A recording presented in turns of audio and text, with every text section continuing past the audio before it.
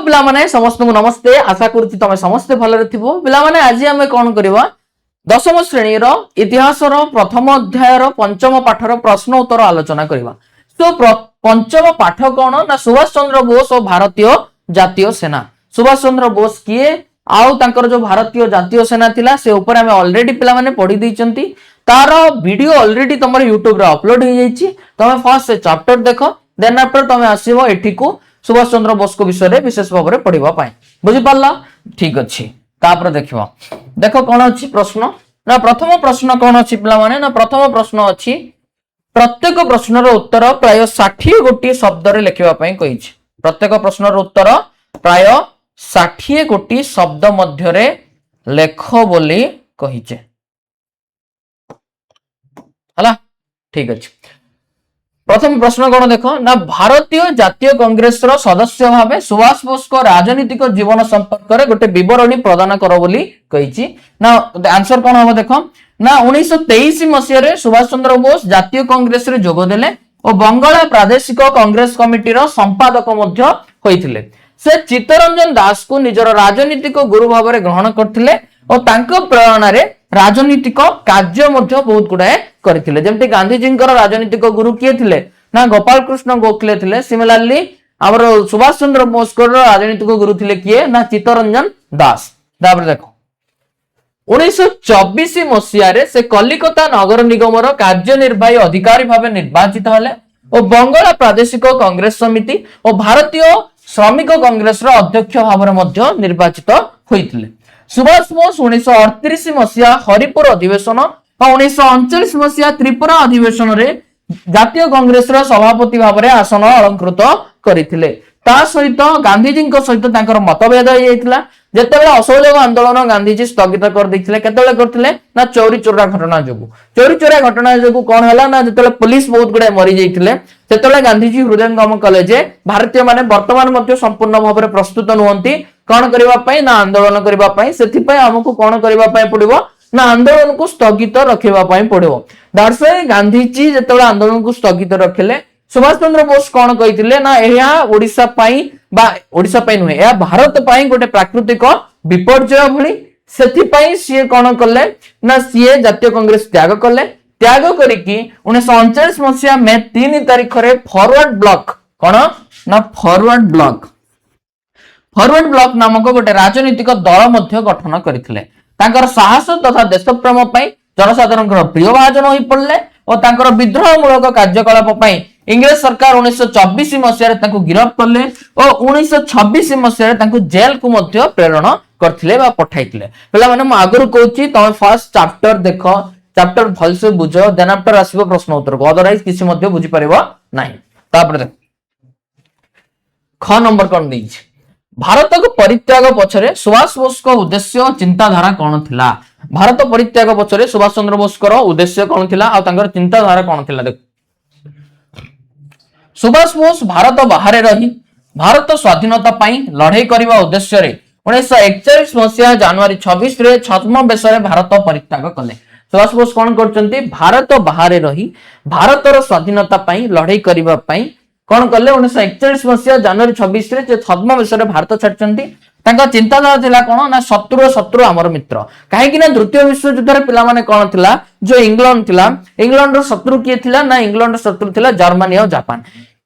सुभाष चंद्र बोस भाबिले जे मु जदि जर्मनी और जापान सहित जाई कि कोन करी हाथ मिलेबी दैट मींस सेमानकर शत्रु इंग्लैंड मोर भी शत्रु इंग्लैंड आमे दि जण शत्रु आमे जदि दि जण संग होई जिवो दैट मींस ए शत्रु इंग्लैंड को भलसर तार लेखा छिड़ी दउ। सेति पई से जाई कि मिस्तिले का सहित जर्मनी और जापान सहित मिस्तिले ताकर नीति कोन थिला ना शत्रु आमर मित्र। एई नीति अनुसरण करी से देश बाहरु ब्रिटिश शक्ति को आघात करिबा पई सिद्धांत मध्य नेइथिले।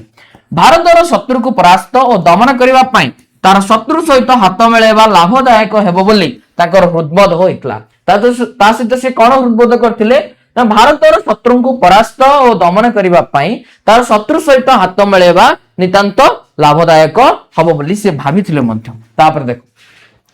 से इतिहास रु शिक्षा लाभ करथिले जे शक्तिर सहाय्य बिना कौनसी देश जाति स्वाधीनता हासिल करि परिबो नाही। से इतिहास रु ए जिंसटा भी शिखिथिले जे शक्ति प्रयोग बिना कौनसी जाति मध्य स्वाधीनता लाभ करि परिबो नाही अहिंसा माध्यम किसी भी हबनी जदि जदि भी धर्म कार्य आम करुचे दैट मीन सेठी हिंसा मध्य अहिंसा हिसाब रे ही जाए हला अहिंसा परम धर्म धर्म हिंसा तथैव च जदि धर्म पे हिंसा करिया पय पड़े ना सेटा मध्य धर्म का सेटा भी अहिंसा रे ही परिगणित हो। तापर देखो इंग्लैंड रो प्रधान शत्रु जर्मनी और जापान रो समर्थन लाभ करबा पय सुभाष बोस उद्यम कले और फलप्रद मध्य पिला माने हेइथिले। तापर कोन हला देखिबा तापर देखिबा जदि जर्मनी रे सुभाष को कार्यकलाप कोन थिला पिला माने प्रश्न अछि हला 9 नंबर प्रश्न कोन आंसर देखो ना सुभाष बोस 1941 जनवरी 26 रे भारत सीमा अतिक्रम करी अफगानिस्तान और सोवियत रूस मध्य देई मुसलमान बेसरे कोठी जाईकी पहुंचीतिले ना जर्मनी रे जाईकी पहुंचीतिले सेठरे जर्मनी रो सरकार को सहायता रे स्वाधीन भारत केंद्र से प्रतिष्ठा करथिले आ फ्री इंडिया आर्मी मध्य सेठी गठन करिसंती सेठरे थिबा 20,000 युद्धबंदी आर्मी रे शामिल होइतिले काहे कि ना द्वितीय विश्व युद्ध रे इंग्लैंड रो लोक मानक थ्रोरू बा इंग्रज सैन्य मानक पटु भारतीय माने मध्य युद्ध करथिले काहे कि ना इंग्लिश सरकार भारतीय मानक कहिथिले जे तमे जदि हमकु युद्ध रे सहायता करिबा हम ताकू स्वाधीनता दे देबु भारतीय माने से सरदारे कोन करचंदी इंग्रज मानक युद्ध रे सहायता करचंदी आ सेति पई जर्मनी रो शासक जर्मनी रो जो सैन्य माने थिले से माने बहुत गुडे भारतीय सैन्य को बंदी मध्य करिचंदी सुभाष बोस जेतले गले से बंदी मानक सब काढिले प्राय 20,000 युद्ध बंदी को नेकी से कोन कले फ्री इंडिया आर्मी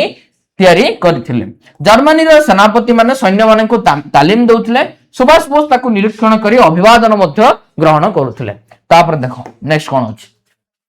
1941 मसिया रे सुभाष बोस कोन करचंती ना जर्मनी रे आजाद हिंद रेडियो प्रतिष्ठा करथिले कोन करथिले आजाद हिंद रेडियो प्रतिष्ठा करथिले 1942 मसिया फेब्रुआरी 9 तारिख रे ताकर गुप्त वार्ता विश्ववासी उद्देश्य रे प्रेरण होइतिला आ साधारणतः तांका वार्ता का पय थिला ना भारतीय मानक पय थिला से जर्मनी रो शासक हिटलर को साक्षात करी भारत रो स्वाधीनता संपर्क रे तांको सहाय्य करबा मध्य अनुरोध करथिले हिटलर पिला माने एते बड़ शासक हे कि मध्य से सुभाष बोस को सम्मान दउथिले बुझि पल्ला कि नै गोटे ट्रू पैट्रियट थिले से जर्मनी रो जापान को निरापद रे जल यात्रा करबा पय हिटलर कोन करथिले तांको सहाय्य करथिले। अच्छा पिला माने दुईटी कारण अछि जो दुईटी कारण जोगु हिटलर ए हमरो सुभाष चंद्र बोस जर्मनी छाडी की जापान जाइथिले से दुईटी कारण कोन तमे निश्चित भाव रे कमेंट बॉक्स रे जणाइबो हला निश्चित भाव रे कमेंट बॉक्स रे जणाइबो देन आफ्टर हम देखिबा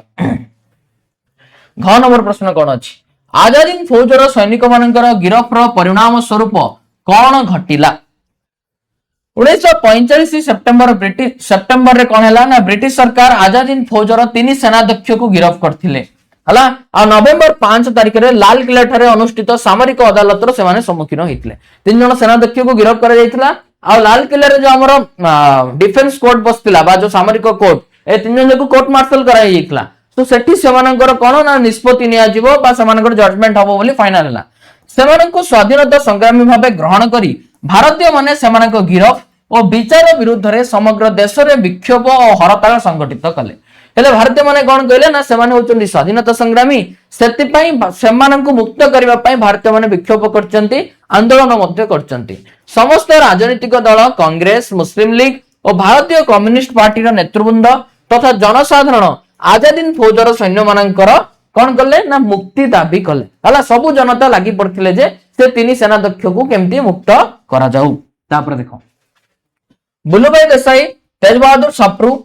जवाहरलाल नेहरू आसफ अली प्रमुख आईनजीवी कोन कले सेमानक पक्षरे मोकदमा बा केस लढिथिले इंग्रज सरकार विरुद्ध रे प्रबल जनमत प्रकाश पाइबारु सामरिक अदालत सेमानक दोषी साब्यस्त करिबा सत्वे भारतर से समय किए थिले तत्कालीन भाइसराय किए थिले ना लॉर्ड वावेल थिले से अभियुक्त मानक 1946 मसिया जनवरी 1 तारिख रे मुक्त कर दैथिले आर अर्थ होची पिला माने कोन ना सामरिक अदालत से 3 जन को दोषी साब्यस्त करथिला तो जेहेतु भारतीय माने बहुत आंदोलन करथिले से समय रे भारतर जे मध्य भाइसराय थिले लॉर्ड वावेल से अभियुक्त मानक से 3 सेनाध्यक्ष को से कोन कर दैचंती तो मुक्त कर दैचंती। तापर देखो 1 नंबर प्रश्न कोन अछि आजाद हिंद फौजर अभियान रु मिलिथिबा सुफल संपर्क रे एक टिप्पणी लेख कोन सुफल अछि देखो ना भारतर स्वाधीनता इतिहास रे आजाद हिंद फौज अभियान रो फल थिला सुदूर प्रसारी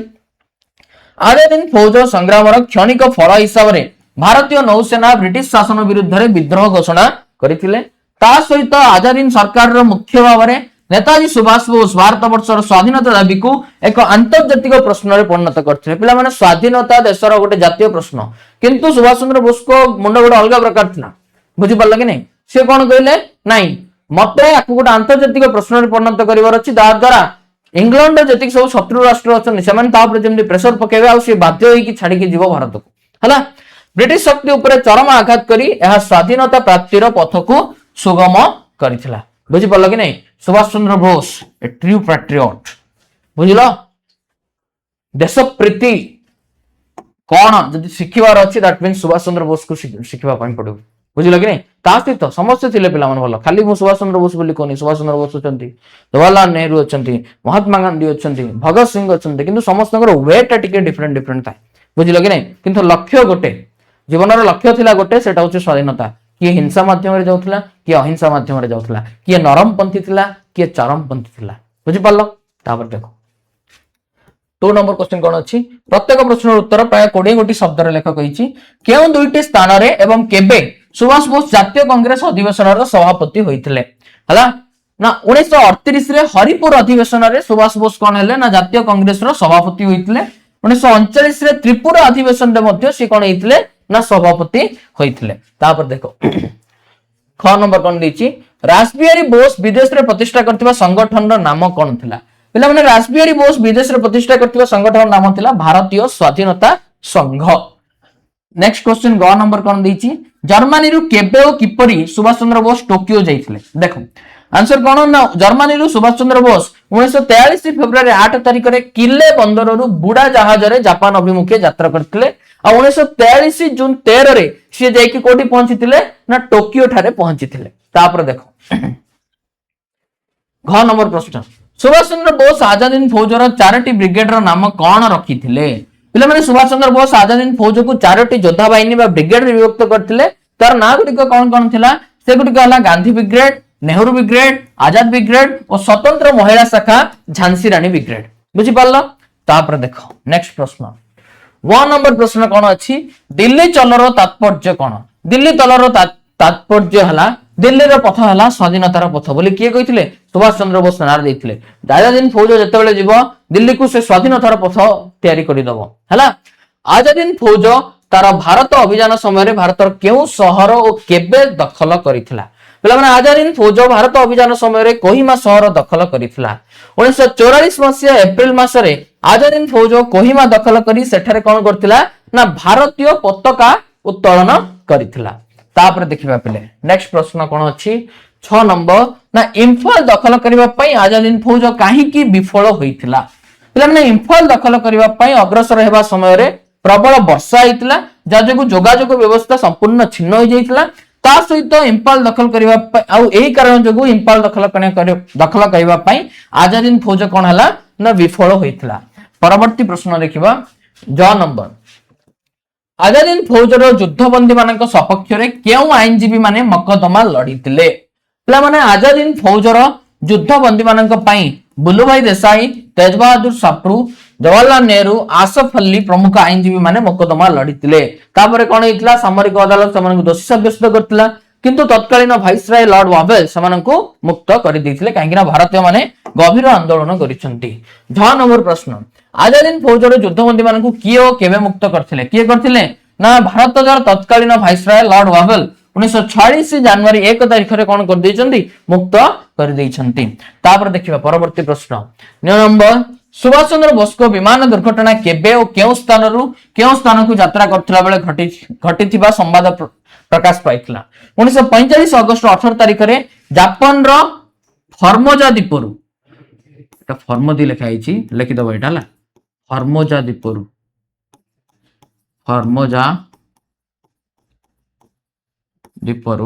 टोकियो को जाउथिला बेले विमान दुर्घटना रे सुभाष बोस मृत्युवरण करथिबा कथा बा संवाद प्रकाश पाइथिला किंतु एबे जाई से बंचिचंती ना मरिचंती तार किछि माने सठिक प्रमाण मिली नै बुझिला तापर देखो नेक्स्ट 3 नंबर क्वेश्चन कोन अछि प्रत्येक प्रश्नर उत्तर गोटिए वाक्य रे लिखियो कहिछि केतोटी वाक्य रे ना गोटिए वाक्य रे लिखिबा पई कहिछि क नंबर कोन सुभाष चंद्र बोस केउ दिन जन्म ग्रहण करथिले को दिन 1897 ख्रीष्टाब्द जनवरी 23 तारिख रे से जन्म ग्रहण करथिले ख नंबर सुभाष चंद्र बोस काहाकू तांकर राजनीतिक गुरु भाव ग्रहण करथिले तुम जानछ समस्त तांकर गुरु किए थिले ना चित्तरंजन दास को तांकर राजनीतिक गुरु भाव से ग्रहण करथिले तापर नेक्स्ट देखिबा कांग्रेस रो केउ अधिवेशन रे सुभाष चंद्र बोस प्रथम थर यार सभापति होइतिले कांग्रेस रो हरिपुर अधिवेशन रे प्रथम थर से सभापति होइतिले नेक्स्ट सुभाष चंद्र बोस गठन करथिबा राजनीतिक दल रो नाम कोन थिला कोन से राजनीतिक दल से तयारी करथिले ना फॉरवर्ड ब्लॉक थिला तांकर राजनीतिक दल रो नाम नेक्स्ट क्वेश्चन भारतीय स्वाधीनता संघर प्रतिष्ठाता किए थिले रासबिहारी बोस विप्लवी रासबिहारी बोस थिले भारतीय स्वाधीनता संघर प्रतिष्ठाता सुभाष चंद्र बोस जापान रो केउ प्रधानमंत्री को साक्षात करथिले सुभाष चंद्र बोस जापान रो प्रधानमंत्री टोजो हला प्राइम मिनिस्टर टोजो को साक्षात करथिले नेक्स्ट देखिबो किए झांसी रानी ब्रिगेड रो नेतृत्व नेथिले किए नेथिले रे ना कैप्टन लक्ष्मी सहगल नेथिले झांसी रानी ब्रिगेड रो नेतृत्व तुमे मते रक्त दियो मु तुमको स्वाधीनता देबी केउ परिप्रेक्षी सुभाष बोस एक कथा कहिथिले आजाद हिंद सरकार प्रतिष्ठा करी सुभाष बोस कहिथिले जे तुमे मते रक्त दियो मु तुमको स्वाधीनता देबी आमे कौन करबा देश को निहाती भाव स्वाधीन करबा बट देशर स्वाधीनता एमिति खाली बसी के अनशन कले हबो नै देशर स्वाधीनता पे हमको लढिबा पय पड़िबो बोली सुभाष चंद्र बोस कहिथिले बुझलो तापर देखो नेक्स्ट आजाद हिंद फौज भारत अभियान समय रे केउ ठारे भारतीय पताका उत्तोलन करथिले हला कोठी ना गोइमा ठारे समान भारतीय पताका उत्तोलन करछन्ते नेक्स्ट केउ स्थान रे आजाद हिंद युद्धबंदी मानक विचार होइतला कोठी हेतला ना जो लाल किला रे अनुष्ठित सामरिक अदालत डिफेंस कोर्ट जोटी से मानको कोर्ट मार्शल करा जाइतला सेठी हेतला पिला माने बुझलो तापर देखो नेक्स्ट प्रत्येक प्रश्न रे दिया जाइतबा 4 कोटी विकल्प मध्यरु ठीक उत्तरटी बाछि तार क्रमिक नंबर सहित लेख सुभाष बोस केबे भारतीय प्रशासनिक सेवा बा आईसीएस परीक्षा रे उत्तीर्ण होइतले ऑप्शन 1 अछि कोन ना आई अछि बा ऑप्शन 1 जोडो कहि परिबो रोमन नंबर 1916 1919 1920 1923 कोडा पिला माने ना 1920 आ एग्जाम रे सब बेले एमजे नंबर दे कि लिखुतिबो क्रमिक नंबर माने बुझछ तो जते नंबर ऑप्शन रो नंबर लिखुतिबो ता सहित आंसर भी लिखुतिबो ताले जे कि तुमको मार्क मिलियो जदी ऑप्शन गोटे ऑप्शन नंबर गोटे आंसर गोटे लिखिदिबो मार्क मिलिबो नै जदी ऑप्शन गोटे लिखिदिबो आंसर सेटा लिखिदिबो बट आंसर टा भूल लिखिदियो हेले भी मार्क मिलिबो नै जदी आंसर सेम लिखिदियो ऑप्शन नंबर आ गोटे देखियो हेले भी मार्क मिलियो नै तीनटा ठीक तियार अछि ए मेन नंबर ठीक तियार अछि को क्वेश्चन ठीक थिबार अछि तार ऑप्शन नंबर ठीक थिबार अछि आंसर मध्ये ठीक थिबार अछि हेले जाय कि मार्क मिलबो बुझलो तापर देखो परवर्ती प्रश्न ख नंबर कोन देछि एमसीक्यू सुभाष बोस केबे बर्लिन ठारे पहुंचथिले ऑप्शन कोन अछि ना 1941 जनवरी 26 1941 मार्च 25 1942 फेब्रुआरी 19 1943 जून 13 केबे ना 1941 मार्च 25 जोडा कि होछि तमर ऑप्शन 2 बुझि पल्ला देन आफ्टर हमें देखिबा कोन प्रश्न अछि ना सुभाष बोस को पूर्वरु किए आजाद हिंद फौजर नेतृत्व नेथिले किए नेथिले पिला माने ना रासबिहारी बोस ना शाहबाज खान ना लक्ष्मी सहगल ना मोहन सिंह किए नेथिले ना रासबिहारी बोस नेथिले आजाद हिंद फौजर नेतृत्व तापर देखो नेक्स्ट सुभाष बोस केउठारे आजाद हिंद सरकार गठन करथिले बर्लिन ना टोकियो ना सिंगापुर ना बैंकॉक नै एटा बैंकॉक हला कोठी ना सिंगापुर ऑप्शन 3 जो करेक्ट आंसर तापर देखो नेक्स्ट क्वेश्चन केउ देशर सरकार ठारू सुभाष बोस अंडमान और निकोबर द्वीपपुंजर दायित्व ग्रहण करथिले जर्मनी ना जापान ना आयरलैंड ना इंग्लैंड कोठी पिला माने ना जापान टू से नेथिले बुझि पल्ला करेक्ट आंसर इज व्हाट ना जापान बुझला एठी पिला माने कोन हला ना तमरो प्रश्न उत्तर संपूर्ण भाबरे आलोचना सरिला तमे चैप्टर को बोलसे पढो तापर प्रश्न उत्तर करो जोटा कि मु तुमको स्टार्टिंग रो कहूची read write recall a process जे तुम पाठ पढिबो ऑटोमेटिकली पिला माने तमे करि परिबो किछि असुविधा हेबो नै बुझिलो कि नै आ गोटे जिंस सब बेले तमे ट्राई करो जो दिन काम को तमे से दिन ही कंप्लीट कर देबा पई ट्राई करो बुझिलो कि नै दा द्वारा तुमको आ किछि मध्ये बर्डन रहइबोनी तमे आराम से सब किछि करि पारिबो एग्जाम बेल को तमर लेखा पूरा छिड़ जाइथिबो सो एग्जाम रहले लेखा छिड़ी के आसो हला ठीक अछि थैंक यू सो मच नमस्ते।